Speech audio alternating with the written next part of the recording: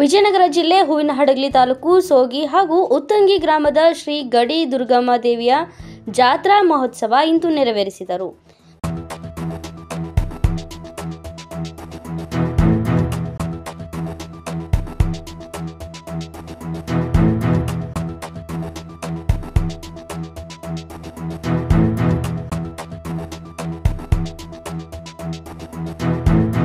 ಸೋಗಿ ಉತ್ತಂಗಿ ಗ್ರಾಮದ ಭಕ್ತಾದಿಗಳಿಗೆ ಪ್ರಸಾದ ಸೇವನೆಯು ನೆರವೇರಿಸಿದರು. ಭಕ್ತಾದಿಗಳು ಸಡಗರದಿಂದ ಬಂದು ದೇವಿಯ ಆಶೀರ್ವಾದ ಪಡೆದು ದೇವಿಗೆ ಉಡಿ ತುಂಬುವ ಮೂಲಕ ಕಾರ್ಯಕ್ರಮ ವಿಜೃಂಭಣೆಗೊಳಿಸಿದರು.